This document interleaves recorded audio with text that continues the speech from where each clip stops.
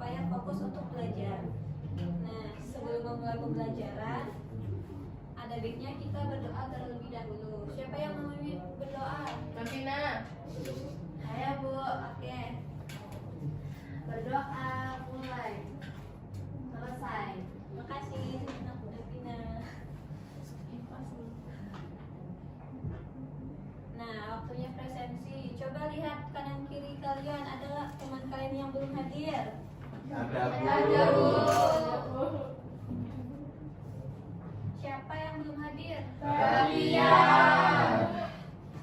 Kenapa? Sakit. Oh ya, kita doakan ya supaya dia lekas sembuh. Amin. Nah, selanjutnya untuk meningkatkan rasa nasionalisme kita, marilah kita menyanyikan lagu nasional. Ayo berdiri dengan sikap siap ya.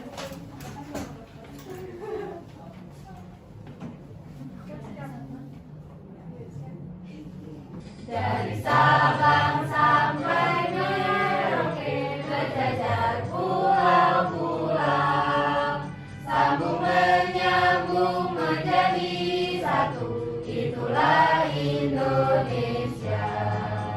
Indonesia tanah airku, aku berjanji padamu, menjunjung tanah airku, tanah airku Indonesia.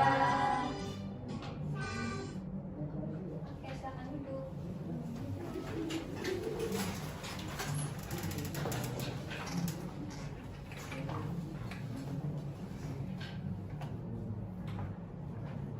Sebelum memulai pembelajaran, ada baiknya kita ice breaking terlebih dahulu. Siapa yang memimpin ice breaking? Contohnya seperti ini, tepuk berpola. Tepuk 1, tepuk 2, tepuk 1, tepuk 2, tepuk 2 kali. Oke.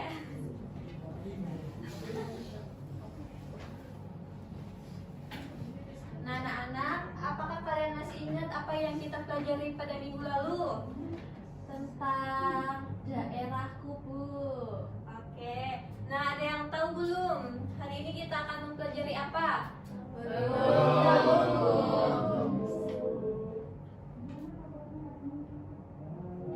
Nah, sekarang kita akan mempelajari negara maritim dan negara agraris. Nah, tujuan pembelajaran hari ini yaitu setelah mengamati PPT, peserta didik dapat menelaah ciri-ciri negara maritim dan agraris. Yang kedua, setelah mengamati video, peserta didik dapat menyimpulkan pengertian negara maritim dan negara agraris serta karakteristik masing-masing. Yang ketiga, melalui kegiatan pengerjaan LKPD, peserta didik dapat menugaskan negara maritim dan negara agraris sesuai dengan pekerjaannya. Nah, Ibu mau nanya, mengapa Indonesia disebut negara maritim dan agraris? Ada yang tahu belum? Karena banyak petani, Bu. Dan Nah, karena Indonesia kita mempunyai kepulauan yang lautnya luas sekali, namun juga memiliki daerah yang tanahnya subur dan cocok untuk bertanam. Nah, orang tuanya ada yang bekerja sebagai pelaut atau petani tidak? Ada, Bu. Siapa yang petani? Saya. Contoh negara apa? Maritim. Agraris.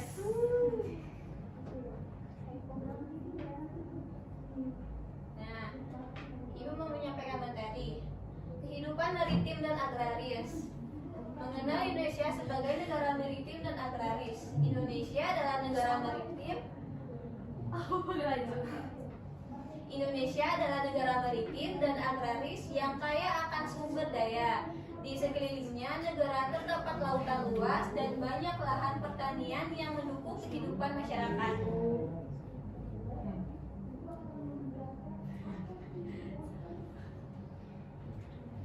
Nah, siapa yang mau membacakan? Saya, Bu. Baik. Apa itu negara maritim? Negara maritim adalah negara yang memiliki wilayah laut yang luas dan memiliki potensi sumber daya laut yang besar.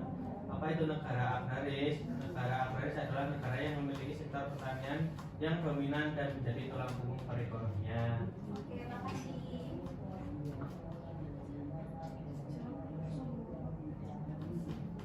Nah, selanjutnya kita akan menonton video secara bersama. Ayo perhatikan ya anak-anak. Ya, Bu. Indonesia sebagai negara maritim dan agraris. Kenapa ya Indonesia disebut sebagai negara maritim dan agraris? Yuk simak videonya.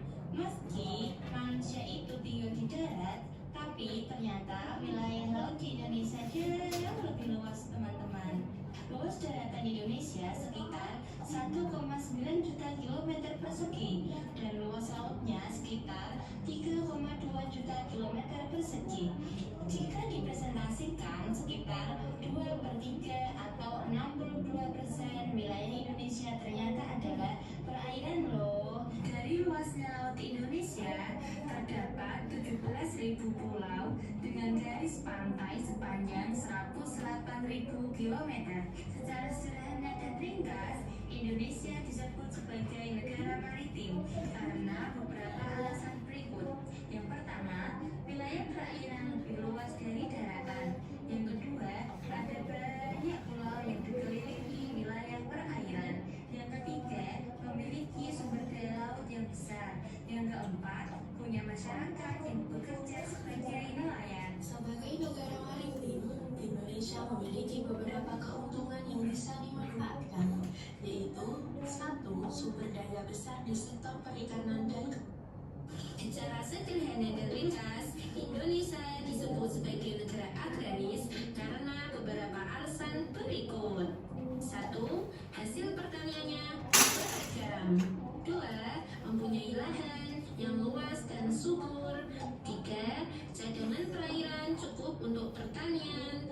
4. Melakukan ekspor hasil pertanian. Dan yang terakhir, memiliki cadangan pangan yang cukup untuk masyarakat.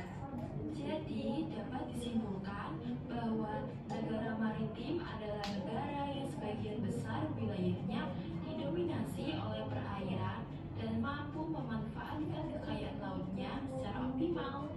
Sedangkan negara agraris adalah negara yang memiliki sektor pertanian besar dan sebagian besar penduduknya bekerja sebagai petani. Nah, itulah alasan mengapa Indonesia disebut sebagai negara maritim dan agraris. Semoga. Nah, setelah mengamati video yang Ibu sampaikan, Ibu mau nanya, mengapa di negara agraris pekerjaannya orang bekerja? Nah, setelah mengamati video yang Ibu sampaikan, Ibu mau menanyakan, mengapa di negara agraris pekerjaan orang kebanyakan? Nah, selanjutnya ciri-ciri negara maritim. Yang pertama, mempunyai wilayah perairan yang luasnya sekitar 1/2 dari wilayah daratannya. Yang kedua, mempunyai banyak pulau yang dikelilingi wilayah perairan. Yang ketiga, aktivitas ekonomi yang berkaitan dengan laut. Dan yang terakhir, infrastruktur pelabuhan dan transformasi laut yang memadai. Nah, selanjutnya, ciri-ciri negara agraris. Yang pertama, mempunyai hasil pertanian yang macam-macam. Yang kedua, mempunyai lahan yang luas dan subur. Yang ketiga, mempunyai cadangan perairan yang cukup untuk pertanian. Dan yang keempat, mengekspor hasil pertanian. Dan terakhir, mempunyai cadangan yang cukup untuk masyarakatnya. Nah, selanjutnya, ini untuk mengetahui pengetahuan kalian, Ibu ada lembar kerja untuk dikerjakan berkelompok. Nah, petunjuknya yaitu pilihlah jawaban yang paling tepat dengan memberi tanda silang pada huruf A, B, C atau D. Pengerjaannya secara berkelompok. Nah, untuk pemilihan kelompoknya, barisan pertama yaitu kelompok 1 dan barisan kedua itu kelompok 2.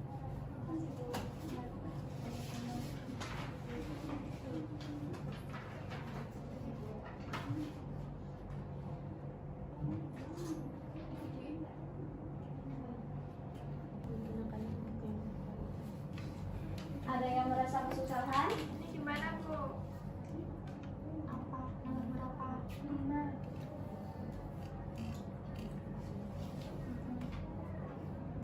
Bu?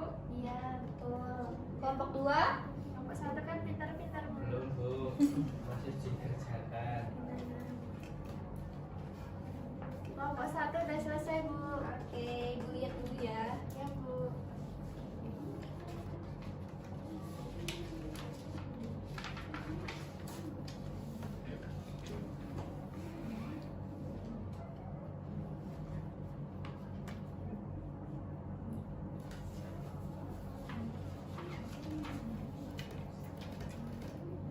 Gimana Bu?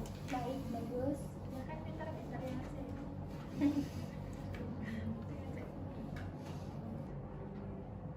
Kelompok 2 belum ya? Masih kelompok 2?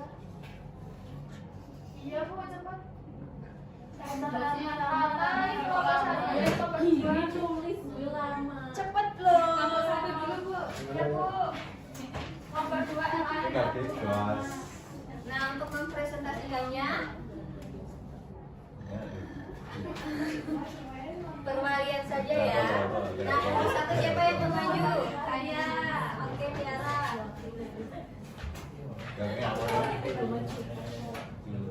Perkenalkan, saya dari kelompok 1. Soal pilihan ganda nomor 1.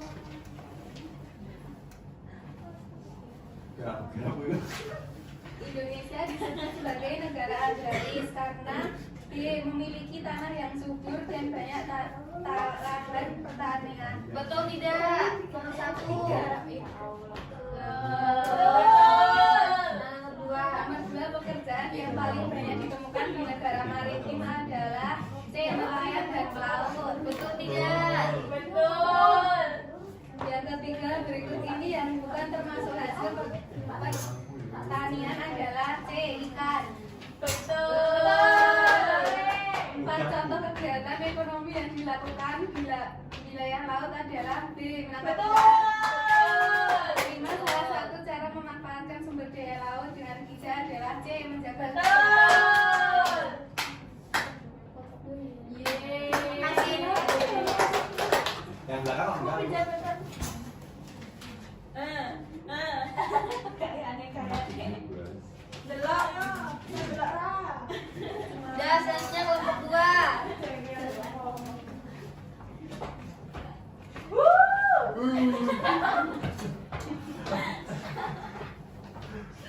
Yang kedua. Pulang kalau nggak pulang. Pulang. Yang kedua aja. Saya perwakilan dari kelompok 2 ingin mempresentasikan hasil Namanya aksi siapa?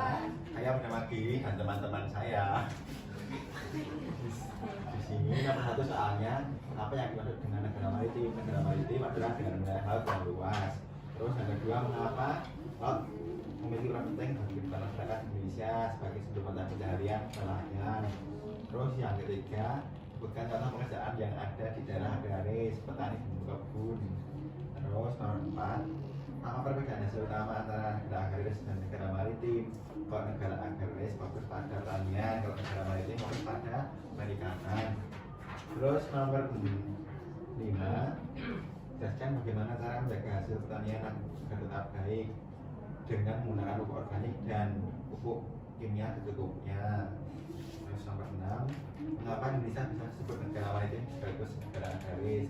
Karena Indonesia memiliki 2 wilayah yang kategori utama, yaitu wilayah laut dan wilayah daratan. Terus yang nomor 7, sebutkan 3 contoh hasil perkebunan yang banyak ditemukan di Indonesia, yaitu kopi, karet, dan teh. Terus nomor 8, bagaimana peran petani dalam menjaga ketahanan pangan nasional dengan menggunakan pengaturan air dan pupuk yang bagus. Terus nomor 9, sebutkan manfaat laut bagi kehidupan Indonesia sebagai wisata dan mata pencarian nelayan. Nomor 10, apa yang bisa kamu lakukan sebagai pelajar untuk menghargai kekayaan alam Indonesia sebagai negara maritim dan agraris dengan bercocok tanam dan ikut kegiatan memancing di laut. Oke, bagus. Kita kasih wow dulu ya. Dikasih apa? Dikasih W, kasih O, kasih W. Wow, keren. Wow, keren. Bu, bagus anak-anak. Hasil pengerjaan kalian benar semua. Nah, selanjutnya Ibu akan membagikan soal evaluasi untuk dikerjakan di rumah dan dikumpulkan pada minggu depan.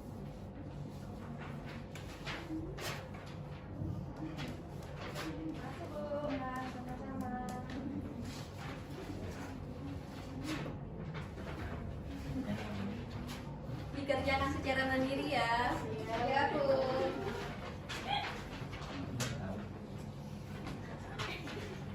Nah, untuk menyimpulkan pembelajaran pada hari ini, ada yang tahu nggak kesimpulan pembelajaran kita pada hari ini? Tentang negara maritim dan agraris, Bu. Ya, tentang pekerjaannya juga.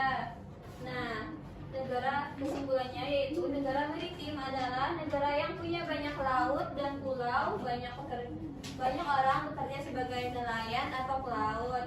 Nah, negara agraris adalah negara yang banyak penduduknya bekerja sebagai petani, hasilnya dari sawah dan kebun. Nah, Indonesia adalah negara maritim dan agraris karena punya laut yang luas dan tanah yang subur.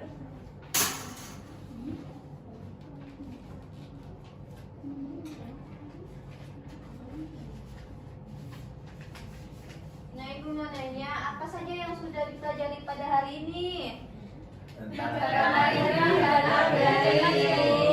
Nah, apakah ada yang belum paham pada pembelajaran hari ini? Sudah ya. Bagaimana perasaan kalian ketika belajar hari ini?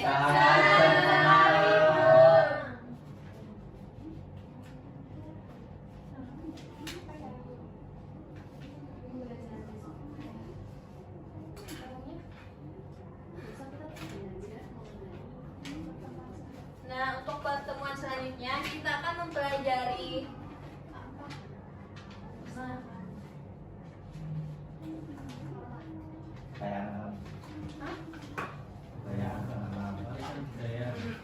Nah, pertemuan selanjutnya kita akan mempelajari warisan budaya.